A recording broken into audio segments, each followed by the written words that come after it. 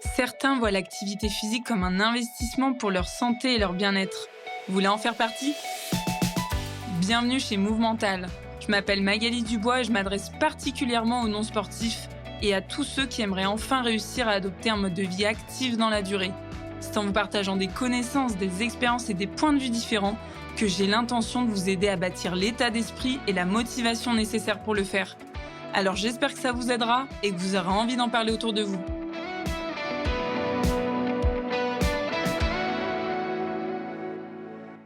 Qu'est-ce qui a changé pour vous en 6 mois ? Bonjour et bienvenue à vous dans ce nouvel épisode du podcast Movemental. Aujourd'hui, il est l'heure pour moi de faire le bilan justement sur le podcast Movemental après 6 mois de production, on va dire, puisque le premier épisode est sorti le samedi 6 avril 2024. Aujourd'hui, on est au mois d'octobre. Et donc, ça fait un certain temps que je m'attelle à ce projet de podcast. Et j'ai envie, en fait, que vous puissiez, à travers cet épisode, bien entendu, vous allez découvrir mon expérience et je vais faire la transition. Je vais essayer de transposer un maximum les challenges que j'ai pu vivre dans ce projet-là dans votre vie liée à l'activité physique, puisque vous commencez à me connaître. J'ai envie que vous fassiez le point sur votre activité physique, sur votre pratique de l'activité physique, sur ce que vous avez fait sur ces 6 derniers mois ou sur ce que vous n'avez pas encore fait. Mais en tout cas, peut-être que ça vous fera réfléchir à ce que vous aimeriez mettre en place, à ce que ce que vous pourriez mettre en place dans les prochains mois. C'est vraiment l'idée de faire le point, tout en sachant que quand j'accompagne des gens, moi, c'est vraiment la case départ. C'est-à-dire que je pense que c'est important de faire le point de manière précise au début, parce que si on a envie, dans 3 mois, de pouvoir constater notre évolution, c'est quand même bien de savoir d'où on part. Donc c'est important de mettre des mots, éventuellement d'écrire, donc n'hésitez pas à prendre des notes si vous avez envie de prendre des notes. Ça vous permettra dans 3 mois de relire ces notes et de voir un petit peu ce qui a évolué pour vous. Je reviens au podcast Movemental, donc 6 mois que ça a commencé. À ce jour, donc environ 25 épisodes, voire un peu plus selon le moment où vous êtes en train d'écouter. 11 invités, dont 6 histoires liées à l'activité physique, donc 6 personnes qui ont accepté de livrer leur expérience, leur témoignage sur l'activité physique, leur pratique, comment ça s'est passé pour elles, comment ça se passe pour elles, et comment est-ce qu'elles font pour réussir à maintenir un mode de vie actif le plus régulier et surtout le plus durable possible. N'hésitez pas à retourner écouter ces épisodes. Je pense que c'est une réelle source d'inspiration quand on entend des personnes parler de leur situation, tout en sachant que jusque-là, j'ai pas interrogé de sportifs de très haut niveau. J'ai pas interrogé de sportifs professionnels. Donc, c'est un peu des personnes, je pense, auprès de qui vous pouvez vous identifier et qui peuvent nous faire dire que finalement, c'est possible en fait. Bref, je ferme la petite parenthèse. Je vous remercie parce qu'il y a également de plus en plus d'écoutes, donc j'ai l'impression que ça vous parle, que peut-être que vous partagez aussi le podcast autour de vous, et je vous remercie pour ça. D'ailleurs, continuez à le faire, parce que c'est comme ça que l'année prochaine, on sera peut-être encore beaucoup plus nombreux, des milliers de fois plus nombreux. J'ai envie de rêver, donc laissez-moi rêver. Mais en tout cas, on sera de plus en plus nombreux, et si on est de plus en plus nombreux à s'investir dans l'activité physique ou à s'y intéresser, très certainement qu'il y aura de plus en plus de personnes actives physiquement, peut-être moins sédentaires, donc plus de bien-être, plus de santé, etc.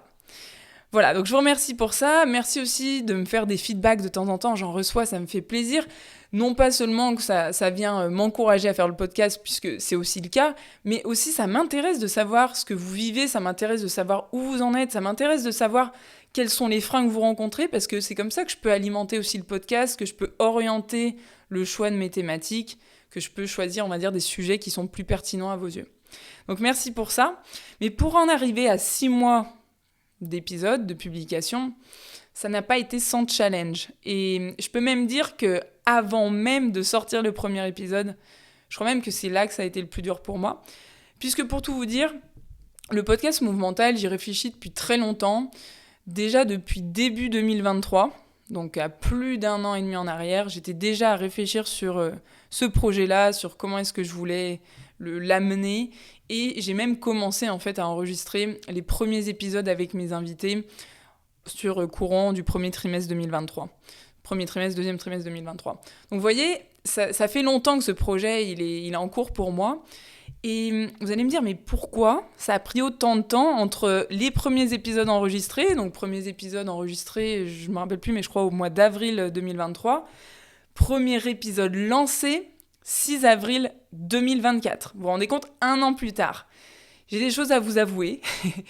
C'est que j'ai rencontré des difficultés non seulement sur déjà le jugement que je pouvais avoir peur de vivre justement en publiant des épisodes.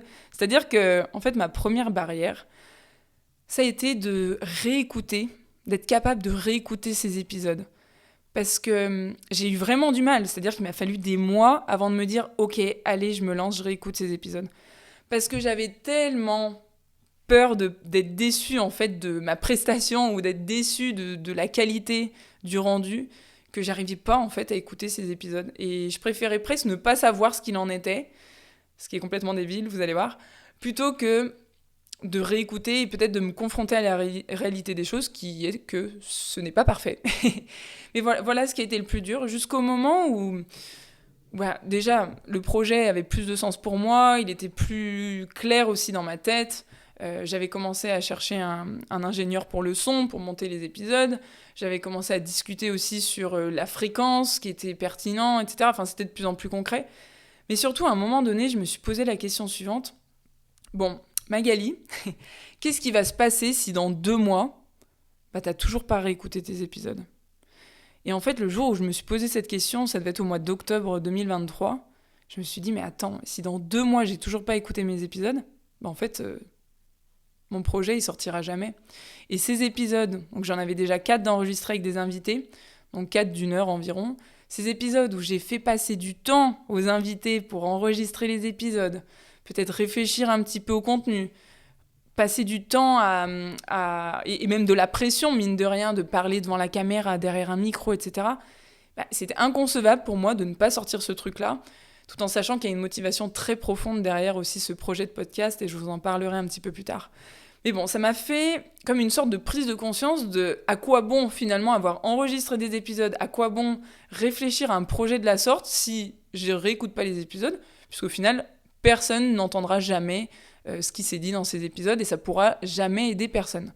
Donc première prise de conscience là-dessus sur ça n'a pas de sens ce que tu es en train de faire, de procrastiner, t'arriveras pas là où tu as envie d'aller. Plus simple à dire qu'à faire, mine de rien, mais en tout cas, j'ai passé ce cap-là de réécouter, où je me suis même rendu compte que c'était pas si foireux que ça, c'était même plutôt bien pour des premiers épisodes, et voilà, j'ai enclenché le truc.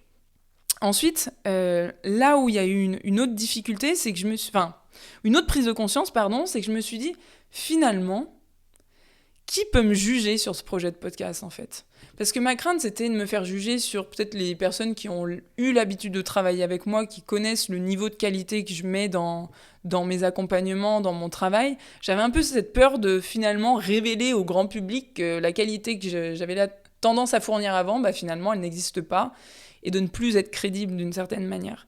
Donc ça, c'était une grosse peur, la peur un peu du jugement. Donc des personnes que je connaissais déjà, puis des personnes qui ne me connaissaient pas, comme vous qui m'écoutez, de peut-être vous dire, non mais pour qui elle se prend celle-là, ou elle n'y connaît rien, etc. Toutes ces pensées un peu parasites, jusqu'à un moment donné où je me suis dit, mais attends, Magali, encore une fois, les personnes qui seront à même de juger ton podcast, déjà, pour qui est-ce que tu es OK d'accepter ce jugement ? Auprès de qui tu es OK d'accepter ce jugement ? Parce qu'en fait, des personnes qui n'ont jamais fait de podcast, qui n'ont jamais fait autant d'épisodes, produit autant de contenu, osé parler derrière un micro, devant une caméra, en tout cas faire l'exercice exigeant du podcast, je pense qu'il n'y a pas beaucoup de monde qui fait ça en fait. Et je pense que, alors bien sûr, je suis toujours prête à recevoir des remarques de plein de gens et faites-moi des feedbacks et faites-moi des retours, même s'ils sont négatifs, ça me permettra d'améliorer. Mais ce que je veux dire, c'est que je pouvais plus me laisser freiner par ça, par cette peur-là du jugement de personnes qui finalement n'ont pas fait ce que j'ai fait et ne font pas ce que je fais. Donc ça m'a levé une deuxième barrière qui était de me dire de qui j'accepte le jugement et ensuite, en tout cas, de qui j'accepte de me laisser un petit peu freiner peut-être dans ce projet-là. Et finalement, je me suis rendu compte que il y avait pas grand monde. Et au contraire, les jugements ou les remarques qu'on peut me faire, je les prends plutôt à bras ouverts parce que c'est ce qui me permet d'améliorer, d'optimiser, d'aller approfondir pour faire que ce que je produis, ça a du sens et c'est utile surtout. Donc, juste en partant sur ces deux grandes questions-là que j'ai pu me poser, j'aimerais que vous fassiez un peu le relais de transposer dans votre situation personnelle, dans votre pratique de l'activité physique. Déjà, qu'est-ce qui va se passer dans 2 mois ? C'est cette première question qui est intéressante. Qu'est-ce qui va se passer dans 2 mois si je ne franchis toujours pas les portes de la salle de sport ? Si c'est ça peut-être votre intention. Qu'est-ce qui va se passer dans 2 mois si je continue de procrastiner jour après jour ? Qu'est-ce qui va se passer ? Posez-vous en fait cette question-là de qu'est-ce qui va se passer si vous agissez de la manière avec laquelle vous êtes en train d'agir en ce moment dans 2 mois ? En fait, qu'est-ce qui va avoir changé ? Est-ce que là où vous avez envie d'aller, vous allez justement vous en rapprocher ou pas ? Et je trouve que c'est une question qui est très intéressante et qui permet de se dire que finalement, à un moment donné, si on n'agit pas, même si c'est pas parfait, on n'arrivera pas là où on a envie d'aller en tout cas. Et la deuxième question, c'est plutôt de qui j'accepte le jugement, par qui je suis OK de me faire juger. C'est-à-dire que quand vous êtes dans une séance, qu'il y a des personnes autour de vous, par exemple, parce que c'est souvent dans ce genre de situation, on peut avoir peur d'être jugé, ou même, imaginons que vous ayez envie de vous mettre à courir, vous habitez en ville, donc il y a du monde en ville, vous n'osez pas courir là où il y a des gens qui sont sur les trottoirs. Peut-être que vous pourriez vous dire... Finalement, les personnes qui vont peut-être me juger, est-ce que ces personnes-là, elles font de l'activité physique ? Est-ce que ces personnes-là, elles osent sortir de chez elles et faire ce que je suis en train de faire ? Est-ce que si je suis dans un cours avec des personnes qui sont peut-être plus expérimentées que moi, est-ce que vous ne pensez pas plutôt que ces personnes, quand elles ont démarré et qu'elles en étaient au même point que vous, il y a peut-être des mois ou des années en arrière, elles n'avaient pas aussi ces mêmes craintes que vous, là, de se faire juger ? Finalement, je pense que, en tout cas, moi, quand je suis dans un cours avec des personnes débutantes autour de moi, je me dis, mais elle est courageuse, cette personne-là, d'essayer et de pas forcément y arriver, de continuer de persévérer, en fait. Moi, je suis plutôt admirative de voir des personnes débuter, se lancer, oser. C'est plutôt, on va dire, une belle image, en fait, de voir ça. Et on se rend compte que, notamment quand on va à la salle de sport ou quand on va dans un club de sport, finalement, on n'est pas forcément jugé par rapport au fait de se mettre au sport, on n'est pas forcément jugé par rapport à la qualité de ce qu'on est en train de produire. Je dis pas, si on fait un mouvement qui ne ressemble à rien, c'est peut-être bien qu'on se fasse juger ou qu'on vienne au moins nous le dire. C'est important et ça peut nous servir, le regard des autres dans certains contextes, dans certaines situations. Mais je suis pas sûre qu'en fait, les yeux soient toujours rivés sur nous, on n'est pas le centre du monde, tout le monde n'est pas en train de regarder ce qu'on est en train de faire tout le temps. Et on a vraiment cette impression, quand on va quelque part, quand on se lance dans quelque chose, comme moi avec mon podcast, j'ai l'impression que toute la France, toute la Terre m'écoute quand je parle, alors que c'est pas du tout le cas, et j'en suis très très loin. Mais simplement, on a envie de bien faire, et on a l'impression qu'on ne peut pas justement se tromper, on ne peut pas échouer. Je vais continuer un petit peu plus dans ma réflexion, dans mon bilan par rapport à mon expérience. Parce qu'il y a quand même eu la peur de ne pas faire parfait. Comme vous le savez, ou vous l'avez entendu un peu plus tôt, j'enregistre mes épisodes, donc je suis derrière le micro, je suis face à la caméra, c'est d'autant plus dur quand je parle comme ça en solo, parce que la caméra, elle est braquée sur moi. Quand je suis dans une conversation avec mes invités, on a la caméra sur le côté, on prête même plus attention, puis on est dans une conversation, c'est plus fluide, voilà. Là, il n'y a personne en face de moi, malheureusement. Moi, je fais comme si vous étiez nombreux à m'écouter, mais j'en sais trop rien. Je parle devant ma caméra et c'est un exercice qui n'est pas facile à faire. Donc j'avais aussi cette peur de ne pas faire parfait, d'être un peu mal coiffée, parce que oui, j'ai toujours des antennes, pour ceux qui me connaissent. Et j'avais vraiment envie que ce soit tout nickel, que quand je m'exprime, ce soit fluide, qu'il n'y ait pas des de partout, qu'il n'y ait pas trop de TikTok de langage, peu importe comment on le dit. Mais tout ça, c'était vraiment des craintes et j'essaye de le travailler pour faire en sorte que dans vos oreilles, ce soit quand même le plus agréable possible. Mais j'ai arrêté en fait de me focaliser sur tout plein de détails qui faisaient qu'au bout d'un moment, je ne faisais plus rien. Ou bien pour enregistrer un épisode de 20 minutes, j'allais prendre peut-être 3h30 de mon temps. Sauf que à quel point c'est économique de fonctionner comme ça, ou écologique, peu importe le terme, mais à quel point on peut tenir ça dans la durée et à quel point justement...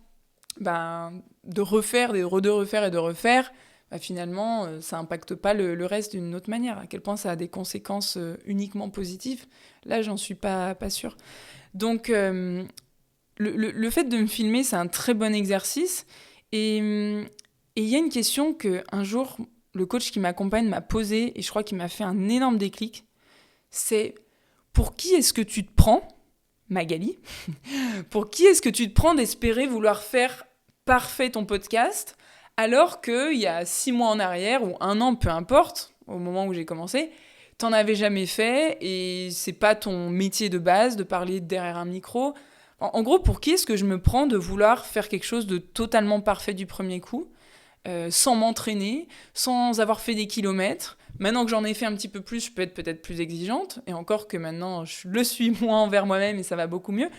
Mais pour qui est-ce que je me prends? Et j'aime beaucoup cette question, et là je vais vous la renvoyer tel un ping-pong. Pour qui est-ce que vous vous prenez quand vous êtes en train de faire une séance de sport, quand vous êtes en train de courir, quand vous vous mettez dans une nouvelle activité? Pour qui est-ce que vous vous prenez d'espérer réussir du premier coup? Pour qui est-ce que vous prenez de réussir un mouvement, un nouveau mouvement technique, peu importe, mais quelque chose de nouveau du premier coup?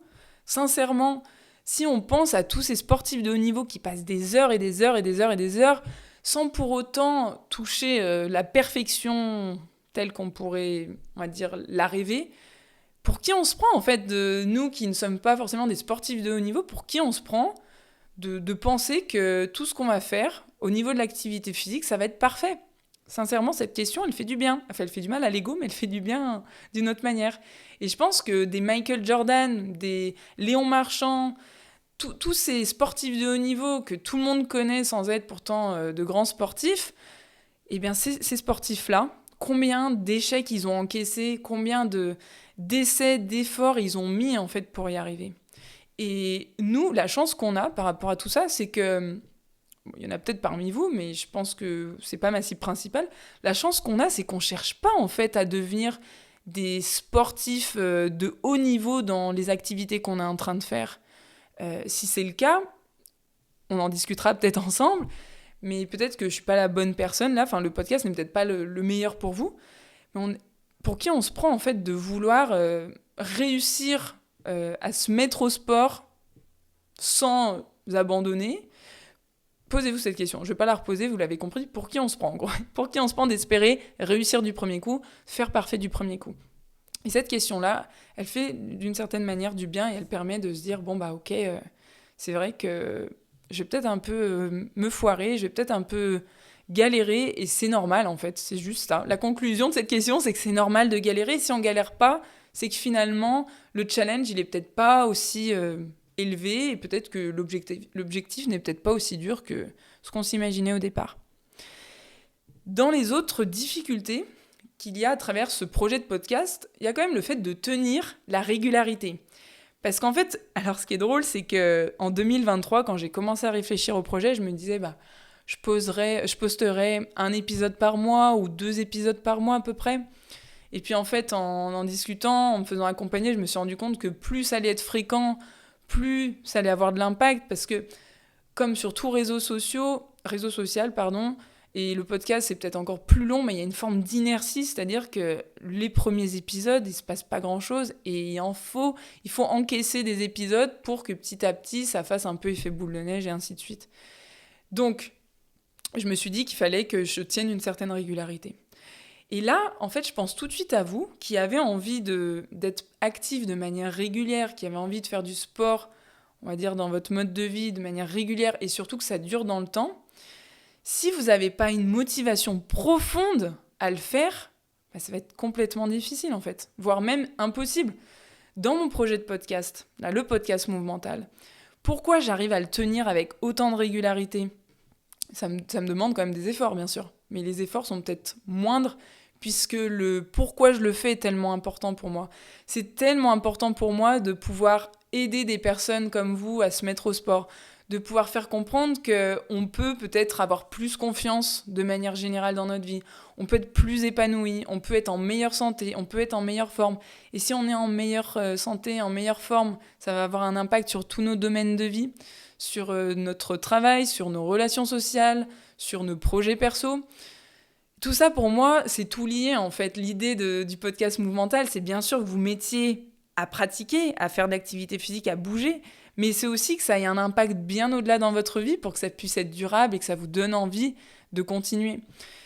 Donc c'est pour ça que j'ai d'ailleurs découpé mon podcast en plusieurs volets, un volet plutôt axé sur des connaissances, c'est-à-dire en interrogeant des experts sur des thématiques précises, parce que pour moi, les messages de santé qu'on entend régulièrement, les messages de prévention sont très bien, mais ont une limite, c'est que parfois, ils sont pas assez parlants et impactants. C'est-à-dire quand on entend il faut bouger 30 minutes par jour, ou bouger c'est bon pour le cœur, c'est bon pour les os, c'est bon pour ci ou ça, eh bien c'est pas forcément toujours motivant. Quand on comprend vraiment le pourquoi, quand on va plus profondément dans le sujet, et bien là on vient nourrir une motivation qui est aussi plus profonde chez nous, puisque tout de suite il y a plus d'intérêt.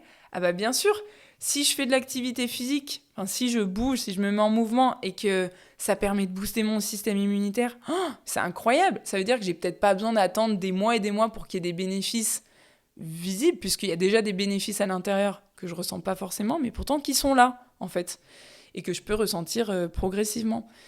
Je m'éloigne un tout petit peu mais pour vous faire comprendre le pourquoi de Movemental, c'est ça, c'est de vous aider, susciter plus d'intérêt pour vous à pratiquer de l'activité physique, parce que ça aura tellement de sens au fur et à mesure des épisodes que ça sera plus simple, donc moins besoin de forcer comme un bourrin pour s'y mettre.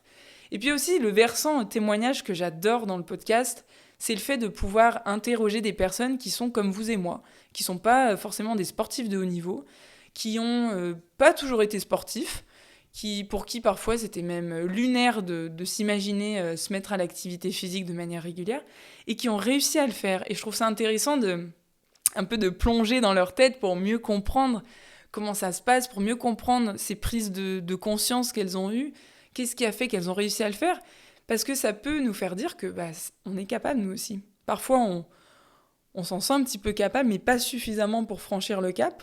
Et bien d'entendre des histoires comme ça, déjà on baigne dans le sujet, donc ça entretient un petit peu la flamme qu'on a au fond de nous, et en plus de ça, ça nous fait nous dire que c'est possible, et peut-être qu'on peut voir aussi les choses différemment pour faciliter notre mise en route, on va dire. Donc j'adore ces témoignages pour ça. Et puis enfin, il y a le volet vraiment sur la partie mentale, parce que tous ces freins qu'on rencontre, tout ce qui nous empêche de pratiquer. Et c'est les mêmes choses là dans mon projet de podcast. La peur du jugement, la peur de ne pas faire parfait, la peur de faire un gros flop. Tous ces trucs-là, on peut les transposer dans tous nos domaines de vie. Mais si on se rend bien compte, c'est vraiment ça qui drive un petit peu nos comportements et qui fait qu'on va plus s'investir dans certaines choses, moins dans d'autres. Et c'est aussi ce qui fait que derrière, on va être plus épanoui ou moins épanoui. Parce qu'il y a des comportements qu'on aimerait mettre en place, mais comme on a tout un tas de freins qui nous retiennent, on ne les met pas en place. Et comme on aimerait les mettre en place vraiment, mais que d'un côté on n'arrive pas à les mettre en place, comment est-ce qu'on peut être 100% épanoui, puisqu'il y a une partie de nous qui n'arrive pas à faire certaines choses. Et ça nous rappelle que peut-être qu'on est nul, qu'on n'est pas capable, qu'on n'y arrivera jamais, etc. Et la question que j'ai envie de vous poser là, c'est en repensant à 6 mois en arrière, qu'est-ce que vous pensiez de vous 6 mois en arrière ? Moi, si je pense à moi, 6 mois en arrière, par rapport à ce projet de podcast, parce que je suis vraiment centrée là-dessus, j'avais confiance dans le fait que j'allais faire des choses, mais j'étais pas forcément 100% convaincue que j'allais réussir à tenir ce rythme-là. Je me voyais un peu déjà m'auto-saboter, en fait, d'une certaine manière. Donc pour moi, ce que je pensais de moi, c'était vraiment quelqu'un qui peut-être se lance pas à fond, en fait, dans ce qu'elle veut faire, quelqu'un qui est sur la retenue. Je me voyais un peu comme ça, et puis je me voyais comme quelqu'un qui savait pas forcément communiquer correctement, de manière audible, etc. Je me voyais d'une certaine manière, et aujourd'hui, après tous ces kilomètres, parce qu'il faut dire que j'ai parcouru des kilomètres pour en arriver aujourd'hui, c'est toujours pas parfait, mais je me sens mieux vis-à-vis de ça. Et là, pour le coup, je sais que je peux tenir dans la durée ce projet de podcast. Là, je suis 100% convaincue dans ma tête que je peux le tenir. Et maintenant, je suis plus à l'aise quand je parle justement dans le micro face à la caméra. Je me trouve, on va dire, plus audible, plus agréable à l'oreille. Vous me direz, dites-moi franchement si c'est pas le cas. Mais en tout cas, pour moi, à l'intérieur de moi, ça a évolué et c'est ce qui m'aide justement à continuer à le faire. Donc posez-vous la question, qu'est-ce que vous pensiez de vous il y a 6 mois en arrière ? Qu'est-ce que vous pensez de vous aujourd'hui ? Parfois, ça évolue dans l'autre sens. Et du coup, si ça évolue dans l'autre sens, c'est aussi possible que ça réévolue encore dans le sens inverse. C'est-à-dire qu'on pouvait avoir une image très positive de nous il y a 6 mois en arrière. Par rapport à l'activité physique, on était sportif, où on arrivait à faire, 2 heures de yoga 3 fois par semaine. Et en fait, c'est un peu beaucoup peut-être, mais en fait, on tient plus ce truc-là. Donc on peut peut-être avoir une image un peu dégradée de nous-mêmes. Mais si vous avez réussi à on va dire, à décliner dans ce sens-là, sachez que vous pouvez repartir dans l'autre sens aussi. C'est d'avoir ça en tête. Mais c'est important en tout cas de se questionner sur qu'est-ce que je pensais de moi à cette époque-là et comment j'aimerais me voir aussi dans le futur. Et donc pour en revenir un petit peu au fait de la difficulté de tenir des épisodes de manière aussi régulière toutes les semaines, ça demande quand même un certain investissement avant de voir un petit peu ce que ça donne, avant de recevoir du feedback, avant d'avoir des personnes qui s'intéressent, qui ont envie peut-être d'être accompagnées, parce que ça c'est aussi dans mes motivations. Bien sûr, c'est pas ma motivation profonde de chercher des clients à travers le podcast, mais je peux pas dire que ça n'en fait pas partie. Ma motivation profonde, et ça fait des années que j'ai la même, c'est de voir des personnes mieux dans leur corps, mieux dans leur tête, aller mieux. Et je suis tellement persuadée de l'activité physique, je vais pas continuer là-dessus pendant trop longtemps, parce qu'en plus vous pouvez réécouter mes épisodes et je pense que ça transpire suffisamment. D'ailleurs, réécoutez le tout premier, vous comprendrez encore mieux ce que je suis en train de dire.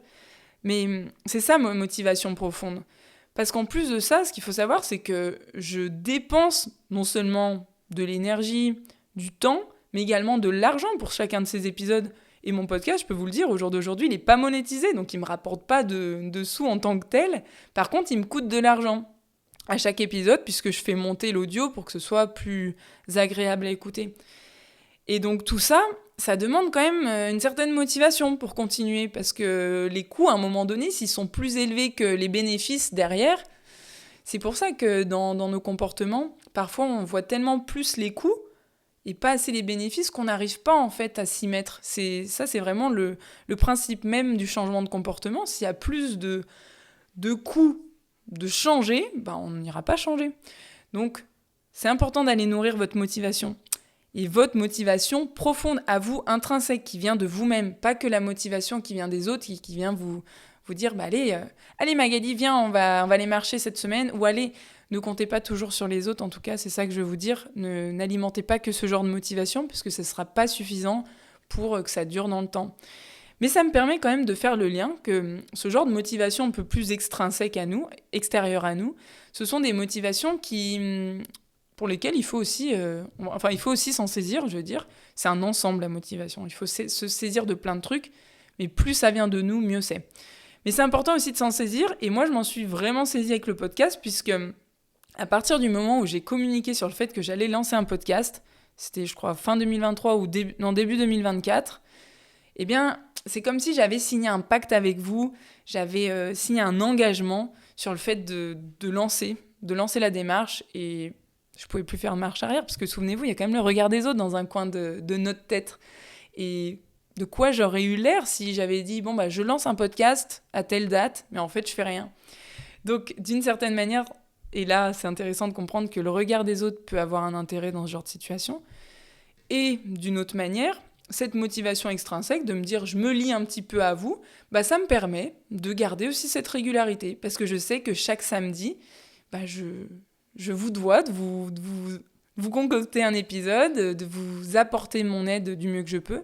Et pour moi, ça contribue en fait à avoir une habitude qui soit régulière.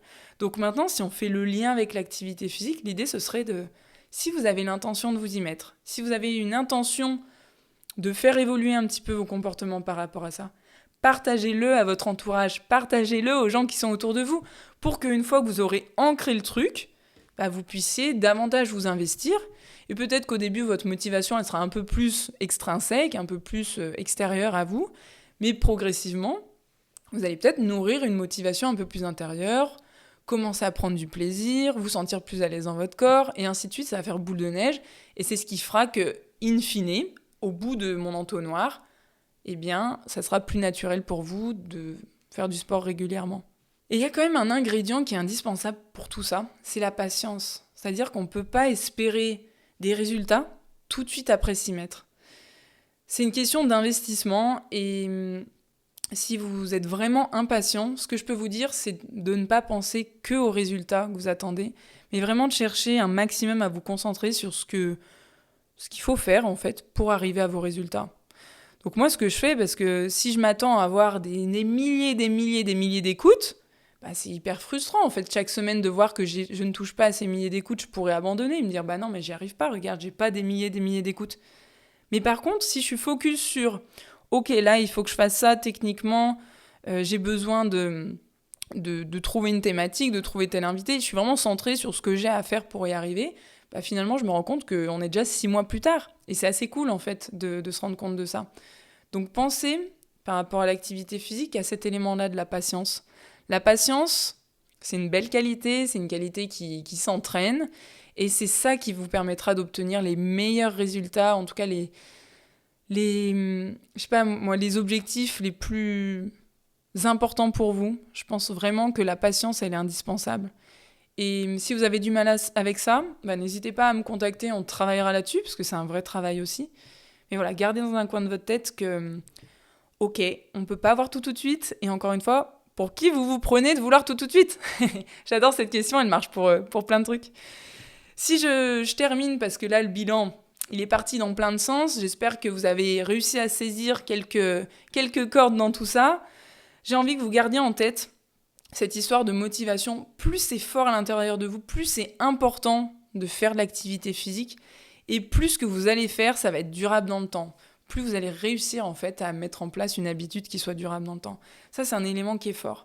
Et il y a l'élément donc de partager à votre entourage. C'est les 2 derniers éléments que j'ai partagés. Et puis après, il y avait ces premières questions que je vous ai évoquées sur le fait de qu'est-ce qui va se passer dans 2 mois si j'ai toujours rien fait? Qu'est-ce qui va se passer dans 2 mois si j'agis toujours comme je suis en train d'agir là? Et enfin, pour qui je me prends, d'espérer réussir tout de suite à être actif physiquement, durablement, sans jamais lâcher. Pour qui est-ce que je me prends? Je vais m'arrêter là-dessus. Je vous souhaite une très belle journée et je vous dis à très vite. Ciao.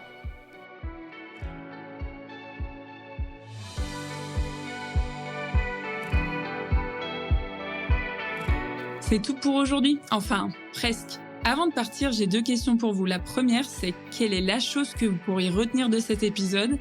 Et la deuxième, à qui vous pourriez la raconter? En partageant ce podcast et en lui attribuant la meilleure note possible, vous inspirerez d'autres personnes à être plus actives. Et comme votre avis compte beaucoup pour moi, n'hésitez pas à me faire part de vos réflexions, j'essaierai de vous répondre. À bientôt!